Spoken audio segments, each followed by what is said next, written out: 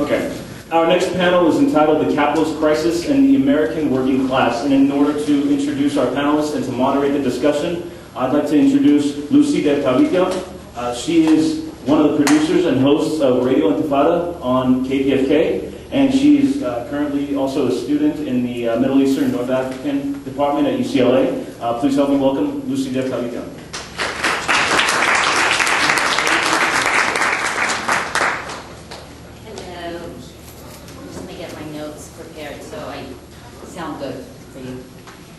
All right. I think before, I'm going to just speak very briefly, because before we start talking about capitalism and its crisis on our working class, it's kind of important to kind of frame it in the right manner.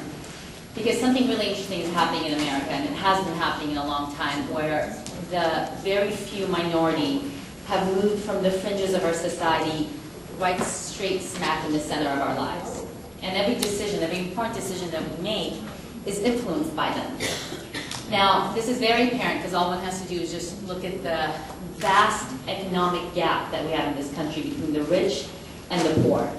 And that'll just say it all. The Census Bureau just released a report last week, and it said that Americans are actually getting poorer. We're not getting richer, we're getting poorer. And 40 million of us are living below the poverty line. We're the richest country in the world, and 40 million of us are living below the poverty line. And there's a very important question to be asked there, which is how did we get here?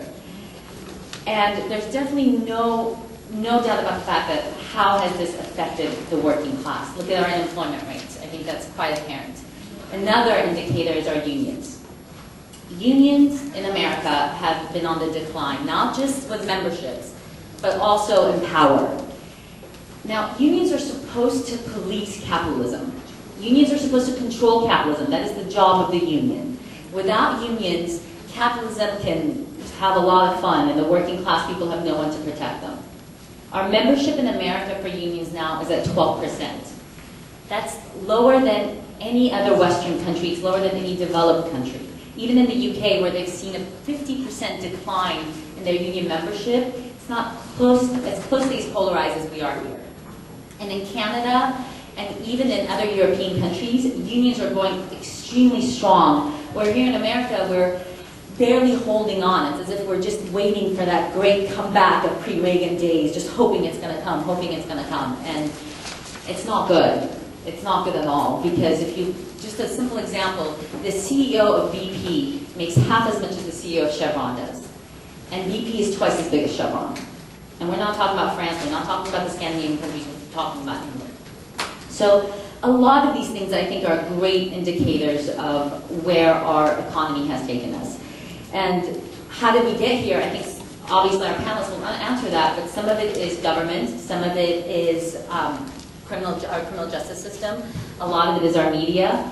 Because there's one big fact going back to the unions is that unions in other Western countries, their gains were codified in their legislation.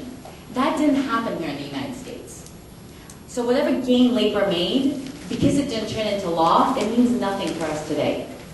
That's a big, big problem, and I think that's an indicator that our government there has kind of failed us, at least in that aspect of it.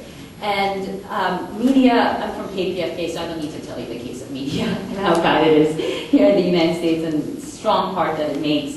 But there's also another important aspect of this that I think a lot of times we do talk about it, but right now it's even more relevant because of the healthcare issue, which is race. Now, part of the big reason why we're in the situation we are is because race, gender, class, and even religion has been used to deliver the tactics of the far right.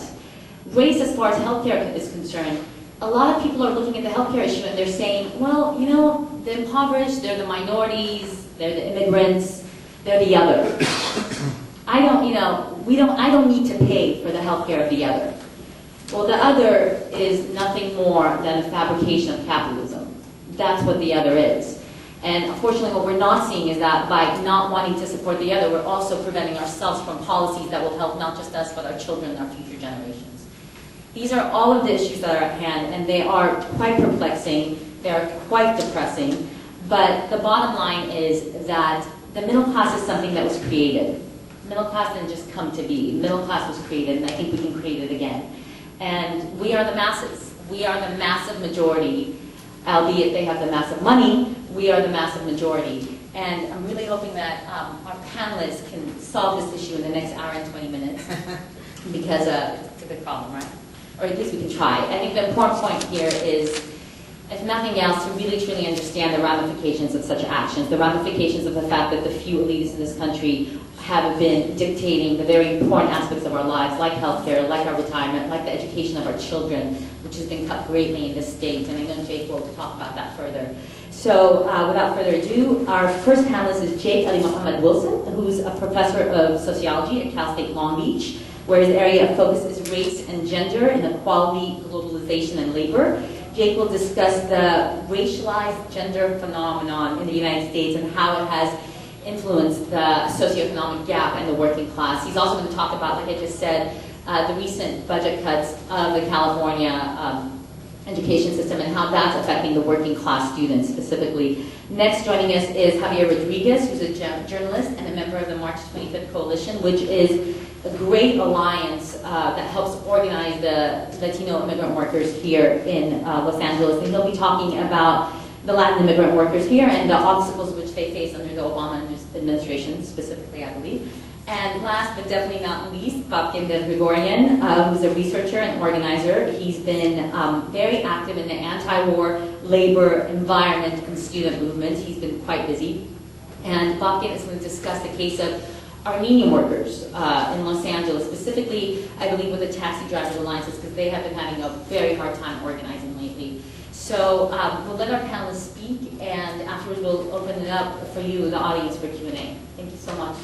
Yeah, I wanted to thank everybody for being here. I think this is, I feel really honored to have been invited to this, to the organizers and to the fellow panelists. I also want to thank my Aunt Lynn and Uncle Dick are here, and I want to acknowledge my family for supporting me and coming out here.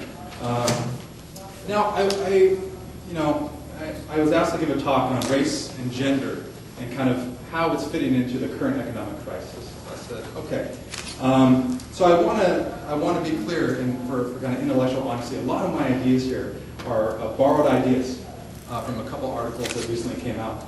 Barbara Ehrenreich and Muhammad wrote a couple articles on the racialization of the economic crisis, so I'm borrowing a lot from them. So if you like some of this, look up Barbara Ehrenreich's work online. Okay, so I wanted to start with kind of what are some of my basic thoughts here. I think first is that we've seen kind of an interesting period in kind of today's times in terms of racial politics. I remember watching the election when the results came in and Obama was declared a winner. News person after news person was declaring that we have entered a post-racial era. Okay. And it seemed like they were very excited to say that, especially white men in the newsroom. We're very excited to talk about this new racial era where racism and discrimination were a thing of the past. Okay? So many people took that as truth. And today, my assumption that I'm working on is that this idea, this proclamation that America is post-racial is a myth. And it's a very socially embedded myth, which I think has a lot to do with Obama being elected president, but that was always there before anyway. And I also want to kind of contextualize this talk in this kind of rise of white resentment in society. We've experienced the worst economic downturn since the Great Depression, coupled with the election of America's first man of color to the White House, first black president. And this has created a huge surge of white racial resentment. And is framed under this colorblind rubric of populist revolt and people expressing their opinion. But, like Tim Weiss said, a lot of the background noise is race. Okay?